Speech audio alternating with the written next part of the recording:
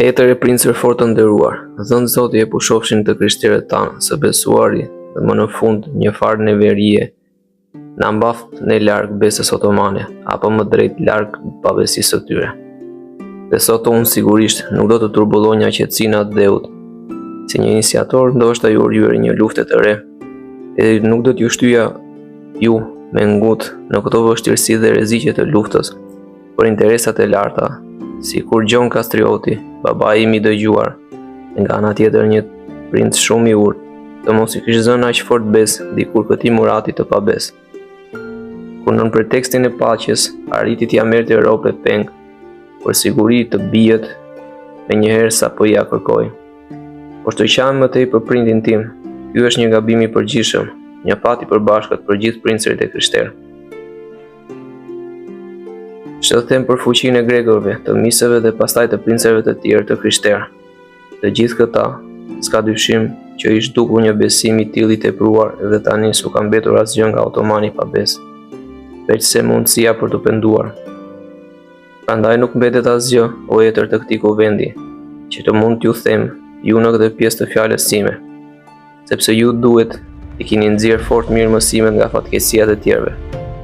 Megjithatë një gjë është për t'u thënë, se kur unë tani që po ankohem kështu, sjell ndërmend, më kujdes dhe bërin otomane, dhe i përfytyroj si t'i kem para syve, dhe kur vështoj nga ana tjetër juve, dhe i shikoj urtësinë dhe bashkimin tuaj, një gjë më jep zemër dhe më detyron të kem shpresë, se zor të gjej ndonjë popull që të jetë përmbysur prej tij në mënyra të tjera, veçse me dhelpërinë e me kurthe, ose me anë të besimit të tepruar dhe të grindjeve të brendshme.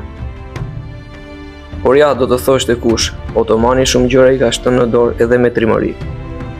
Krajina të panumëruara dhe mbretëri të shumta i ka vënë në zgjedh në ditët tona me anë të armëve. Ai do të numëronte fitoret e panumërta të tij, hyri krenar në Azi, i rajo një herë anë mban Greqisë, dhe pa derdhur pikën e gjakut, u fut kaq herë në misi.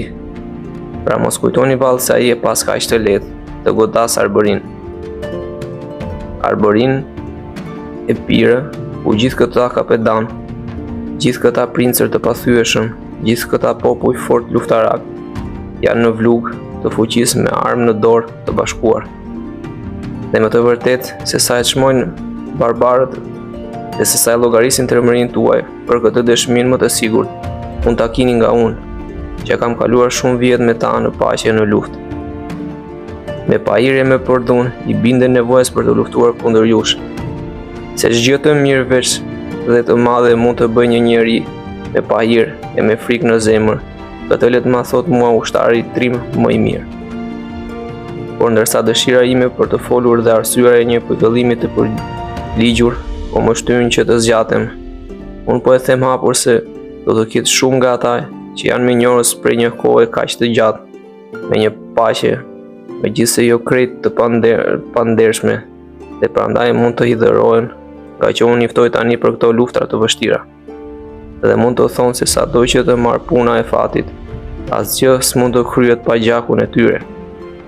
Do të pikëllohen gjithashtu nënat që do të duhet të dërgojnë bijet në luftë të rrezikshme.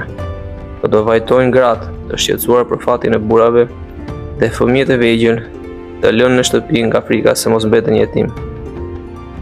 E ndoshta të gjithë do të më quajnë gjakatar, që të merohem, por e mendoj e do të më mallkojnë si një shkaktar të papritur luftash të rrezikshme dhe të gjakshme. Megjithë do të duhej të më quani të drejtë, se them për mburje, mbrojtës si shpëtimtar të lirisë. Larg meje o Zoti i Madh një akuzë e tillë, se zor t'ja arinja e fjalë një mbrojtje legjitime dhe të drejtë. Por unë nuk e meritoj atë. Unë se kam harruar gjën në atë shkallë të mirën e përbashkët. Ta që të ma dorëzonte zemra vetëm mua të dëgjonja kudo, çrëtimën tuaj të shihja kudo zinë e përbashkët.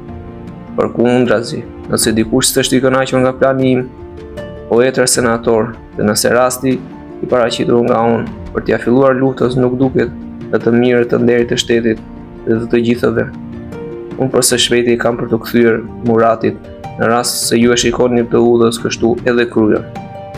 Edhe gjithçka mbeti nga mbretëria pa fat. dhe do kujdesem më tepër që të marr masat për sigurinë time, duke rrezikuar veten, sesa që të mbretëroj duke rrezikuar gjithë të tjerët. Vetëm për një gjë më vjen keq, për fatin e popullit tim, që kam nën susndim dhe për gjakun i pafajshëm të qytetarëve. S'ma duron zemra që ata të mbeten pa krye, pa mbrojtës, e t'i shikoj armikut si kur ban për t'i therur e unë të haroj besën që ata treguan para pak kohë kundrejt meje dhe që se kanë shkelur kur. Po përse për perëndit e pavdekshme të veproja kështu, që të flas më lirisht me ju? Mos do të ishte më e drejtë që bashkëqytetari juaj të qëndronte përgjithmonë i mërguar larg Adeut, në skllavëri pranë Muratit, në mes shumë rrezikësh të shumta e në një fet të dënuar, apo mos do t'i duhej më mirë të ngryste jetën në Shqipëri, në trullin ku lindi, pranë të gështrerëve pranë jush.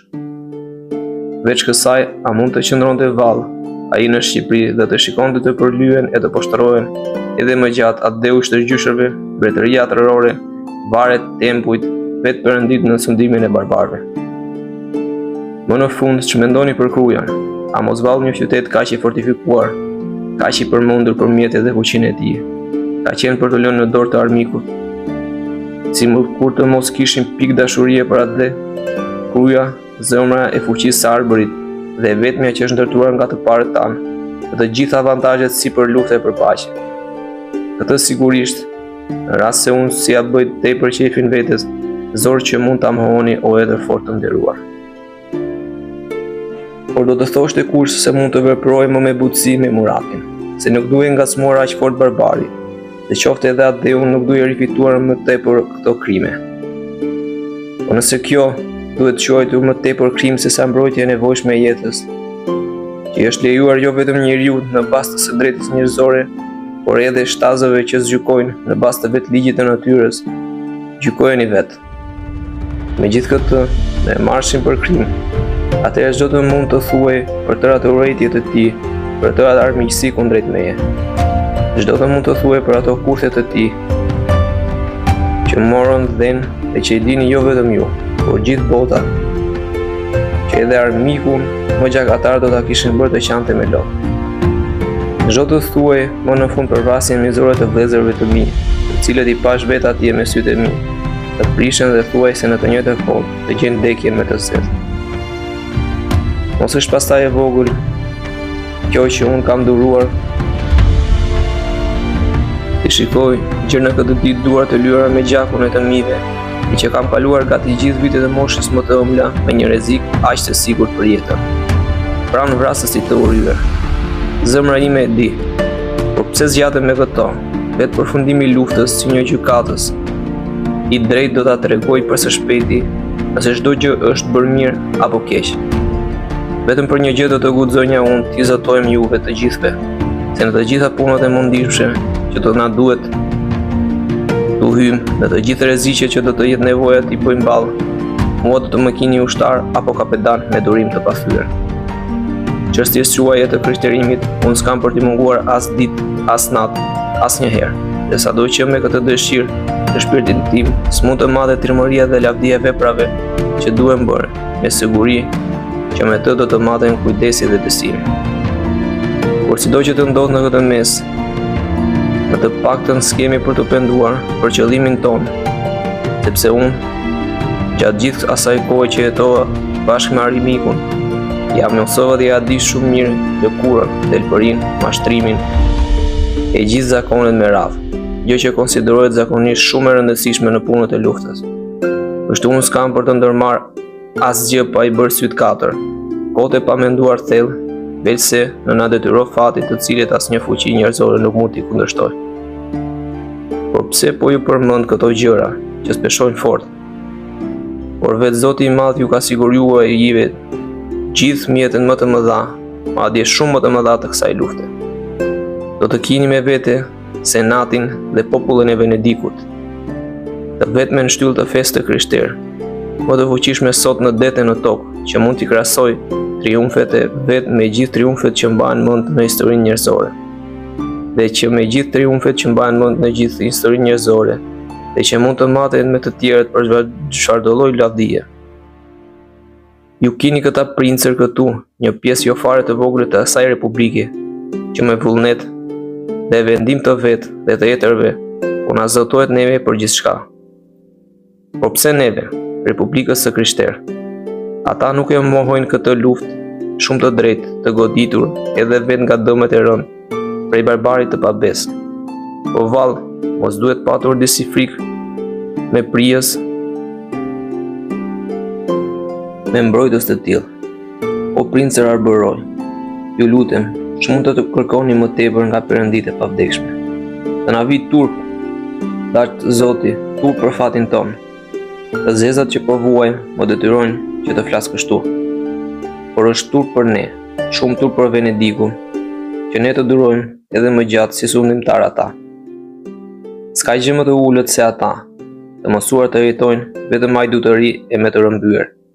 Janë rritur aq shumë sot, sa që të guxojnë t'i kanosen krishterimit duke e vënë në një rrezik të madh. Po Zoti më mjaftonte dita, po të doja t'ju të numëroja të gjitha. Më vjen turp që t'ju flas për poshtërinë e armikut me të cilin ju duhet të luftoni. Ejani pra, kryetrima, merrni hakun, mbroni me lavdin më të madh atë den, gratë, fëmijët dhe të mirat tuaja. Silluni atyre qetësinë e vërtetë të lirisë. A e ndjeni se në shtrup po jetoni, se cili mund të jetë fundi për lirinë dhe për ju. Në qoftë se me gjithë këtë, ju duket e duruesh me gjendja juaj, atëherë me shumë të drejtë, duhet t'i rokni armët për mua, jo si për ndonjë arbëror, jo si për një bir princi, jo si për një të gjakut tuaj, por si për një të krishterë, si për një të ikur. Unë nuk flas o princer me njerëz që i mohojnë luftrat e drejta. Brojeni atë që Gjon Kastrioti, ai princi dëgjuar, që juve s'ju ka shërbyer keq, do t'ja linte po të mundte amanet, besës dhe tërmërisë suaj. Por në qoftë se nuk ju trondit akoma edhe fati im dhe ju pëlqen më mirë paqja e turpshme se sa kjo luftë, atëherë unë mund të shkoj tek njerëzit, tek popullet dhe qytetarët e mi, besnik të cilët me aq bujari e gatishmëri ja kanë kushtuar jetën e tyre shpëtimit tim, për t'i ushtuar së bashku me ta me zemër të qetë, çfarëdo fati që do të jetë tënë për ne. Por jo o etër të konventit, edhe ju, si kujtoj unë, jeni për t'i dalë Zot mbrojtjes. Dhe me të vërtetë, përse jeni mbledhur këtu, të ftuar me kaq zjarr, veç për luftë, derisa asnjë për jush s'mund të më përdor të gjetë veç se në luftë. Dhe unë po i shoh tani zemrat e të gjithëve të ndezura, dhe brenda në këto zemra të ndezura, urrejtjen për armiku, po vërej me admirim fytyrat krenare, edhe më duket se po ju shoh që tani të armatosur. Do t'i dilni Zot, ju them, mbrojtjes, edhe pa dashur, do të dëgjoni sa dheu i shtypur prej Muratit, po kërkon ndihmën tuaj, kur të shikoni se armiku, i pafre, i tërbuar, me gojën e vetë të gjakosur, e me duar të ndyra, e sakrilegje, po turet për të pirë gjerë në pikën e fundit gjakun tuaj. Mos prisni veç, ju lutem, atë gjendje të vështirë. Mos prisni gjersa të jetë ndoshta vonë për t'ja kërkuar juve këtë ndihmë, por tani t'i bashkojmë forcat dhe armët tona, dhe kështu ta presim armikun që do na vërsilët shumë, ose t'i vërsulemi vetë. Dhe kur të na shikoj të bashkuar, ai ose do të vendohet për planin e vet, ose po vazhdoj të bëj këmbë përpara, do të hiq dorë nga lakmia e vajtuar për të ndalur fitonjës me kredin që do të pësoj. Do njëri ndoshta nga ju ka pastaj frikë dhe kolovitet ka dyshime se Murati nuk do të dërgoj kundërnesh një ushtri të vetme, e të dobët, por më tepër e shumë të fuqishme, se ndoshta do të vijë edhe vetë, me qëllim që të shpaguhet për këtë goditje të tmerruar, kurse ushtria jonës zbarazohet me forcat e tij. Këto të gjitha unë i pranoj, sigurisht, dhe i pranoj me kënaqësi, por nga ana tjetër, mua ma parandjen zemra se çdo gjë do të jetë e lavdishme. Me gjithë këtë unë ruajm të do zotojmë diçka njerëzve që dyshojnë, sepse ardhmja nuk duket sheshil dhe çdo përfundim i saj qëndron i fshehtë. Për sa i përket veç mendjes dhe gjykimit njerëzor, unë mund ta tregoj se ato janë një mjet i sigurt për të gjithë punët, sepse asgjë s'është aq e vështirë dhe që të mos mund të zgjidhet nga mendja e njeriu. Natyra është e zonja për ta mbrojtur veten e vet, dhe çdo gjë që bëhet drejt ka zakonisht përfundim me faqe bardhë. Por nëse po e vështirësoj çështjen me këtë mënyrë, A mos vallë që të hesht për armët vetë pozita e vendit dhe territori i Maqedonisë, prej natyrës shumë i mbrojtur, mbi të cilin s'ka gjë më të aftë, më të përshtatur për të prapsur çdo dhunë. Nuk do t'ju ruaj juve nga gjithë sulmet. Mos vallë pastaj çdo vend, një për një e çdo qytet, nuk do mund të forcohen para se të arrijë armiku me bura me armë dhe ushqime. Mos vallë më në fund, unë vetë, bashkë me ushtrinë që do të më keni besuar ju, unë ta lë vendin të ekspozuar në shkretim. I mbyllur brenda mureve të shtëpisë, të vështrohen nga ndonjë vend i sigurt e ndonjë pyrg i lartë, si i zvetëruar, bashkë me djemt tuaj, viset tuaja të plaçkiten e të digjen dhe dëmet të tjera të përbashkëta të kësaj fare. Me siguri që nuk do të maduroj zemra një poshtërim të tillë. Armiku do t'i qëndroj bashkë me forcat me ushtarët e mi gjithmonë përpara, dhe sulmet e tij do t'i provoj sado që me betejë të rregullta e me kundërshtar të hapur gjër në fund. Me një taktik tjetër më të dobishme luftarake dhe me legjionet e mia, ndoshta të pagjakosura, unë t'ia thyej me ndihmën e Perëndive aq keq fuqit dhe hundën Muratit, saqë t'i lër pastaj të gjithë duke i shikuar si i thon një fjalë harxhet kot, e të mbetet tër plaçka juve në rast se nuk do t'i pëlqejë që ta plak ushtrinë e vet në një truall armik e në fusha të huaja dhe në mes vështirësish shumë të mëdha, nga çdo pikpamje, i ngjis më fort një të rrethuari se sa një rrethonjës. Përkundrazi, juve nuk do t'ju mungoj asgjë, sepse unë do të jem gjithmonë pranë jush. Do t'u bëj ballë të gjithëve, do t'ja dal të kemi çdo gjë që duhej, jo vetëm sa për ti mbajtur gjallë qytetarët dhe ushtarët që do të më jenë dorëzuar, por për t'u ushqyer si jo më mirë. Por përse vallë, po ju mburem unë juve sot kaq tepër e nuk ju ruaj më mirë këto kërcënime krenare, këto fjalë të forta e këto sulme trimërore për armikun. Përse gjithashtu po flasim tani kundër Muratit me zemër të trembur. Ne s'kemi pse të trembemi e s'duhet të trembemi fare për ardhjën e tij. Për këtë më kanë njoftuar mirë njerëzit e tij të brendshëm, cilës të hyjnë që pata para pak kohe për punët e mia, si edhe para pak ditëve. Kaq fort që mi kanë bërë me kohë për vete dhe mi kanë ruajtur këto gjëra më sot, edhe zemrat e barbarëve mirë si edhe çështja e drejtë. Megjithatë, fjala që kam marrë dhënë dhe thënjet e gjithëve pohojnë se një ushtri shumë e madhe po përgatitet, parishtër kundër nesh me energjinë më të madhe që mund të bëhet. Prandaj duhet dhënë fund çdo vonese o etër të kuvendit. Duhen lënë më njat tani më këto këshillimet tona, për të cilat nevojat e luftës s'kan kohë të presin. Duhet t'i bie mane mban gjithë vendit, duhet të shpallet vendimi, duhet numëruar kokë për kokë njerëzit, të shkruhen pa humbur kohë ushtarët, me qëllim që të mos i kërkojnë mënyrat e luftës, kur do jetë vonë. Atëherë, kur ta kemi armikun përpara, dhe kur butçima e borijeve për të rrthyer ushtarët të na shurdoj veshët. Ngriuni pra o etër të pathyeshëm. Tregohuni më në fund me ndihmën e Perëndive të denjë për sëndimin e Krishterë para gjithë brezave që do të vinë këtë tutje. Falënderimet nga unë për mirësinë e sotme pritini të armatosur, me përkrenaret në krye, para flamujve, në djers, me pluhur, dhe do t'i kini sipas ndihmave që do të jepni për luftën.